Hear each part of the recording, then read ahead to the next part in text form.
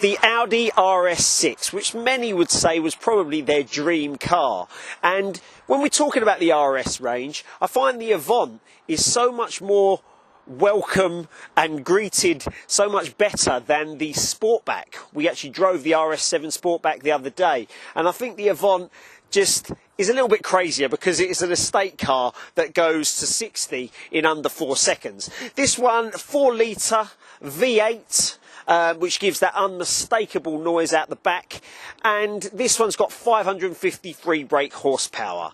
So when you put your foot down, the roar is just immense. But this particular one that we've got here at Trade Price Cars has lots of extras on it. It's got about £10,700 worth of extras on it, which makes you feel like you're in something extremely luxurious on the inside, and from the outside it looks like an absolute beast. And if you're worried about losing it with all that power on a wet day like today, it's got Audi's 4-wheel drive Quattro system, so no chance of putting it in a hedge next to the road.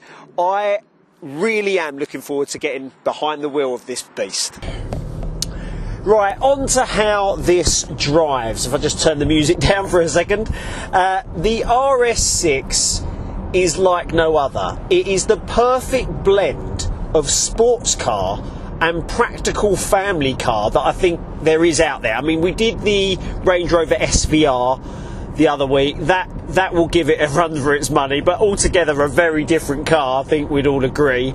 But in terms of the sound of this, the performance, it goes to 60 under 4 seconds. It will rival a Porsche 911. But it's also an estate car that can get bikes, camping equipment, the kids in the back. I mean, absolutely everything. Absolutely everything you could need. You know, the Sainsbury's big shop.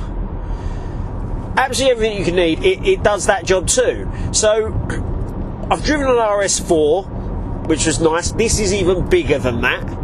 This is the 4 litre V8. The V8 sounding engine you're probably not going to rival. I mean, I'm struggling to think of a car out there that does the job as good as this, because I'm in dynamic mode now. Maybe I should be in comfort. If I flick to comfort, it's perfect. You know, it handles as an estate car should. It's got 4-wheel drive, so I'm never really concerned about it. I don't notice the power too much. The sound is there in comfort mode, but it's not overwhelming. The steering is light. The grip is great. The suspension is also light and manages every bump in the road.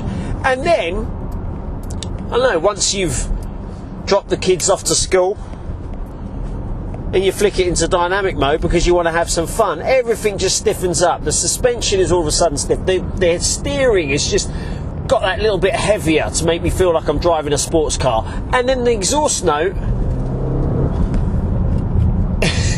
is even louder. The sports exhaust that comes with the RS6 is even louder. But then also the throttle response. There's no lag whatsoever. It is just instantaneous, and I think that is what they do. I mean, there's going to be people that be like, yeah, but you're still driving a lumpy estate car. But for those people who actually like the executive kind of feel of a car, but also want it to be Lamborghini and Porsche mad, look no further. Now let's go back to finding another car out there. Now one of my personal favourite cars that I've ever driven is the C63 AMG. Now you wouldn't really describe that as an executive car, I don't think. I don't think it's as family welcoming as the RS6. So, but it is a 4 litre V8 as well, very similar sound. In fact, that's the only car I can think in its class, in this one's class, that can beat it for sound. I think the C63 has the sound, it sounds a little bit more deafening, I guess. But considering what this is meant to be, it's just incredible. I don't think there's a better car, a more versatile car, I should say, than this. But comment below if you can find a better or a more versatile car than the RS6? I somehow doubt it. The inside of the Audi RS6 is pure luxury. The seats are sporty looking, although still very comfortable for long journeys. The miles per gallon is not great for long journeys though, as you probably guessed. But back to the interior. The infotainment system is as good as you're going to get in an Audi. It isn't touchscreen, but it is high definition and it is an improvement on the older models. There is some sign of digital dials next to standard rev counter and speedo, plenty of room in the back and a huge boot, as this is of course an estate car. The carbon fibre touches are nice, and I've said before that Audi do understated interiors very well. There is room for improvement. There is no such thing as a perfect car, and I would say that the door bins on each of the passenger and driver door are a little bit small. But I'm really nitpicking because the inside of this Audi will have you smiling.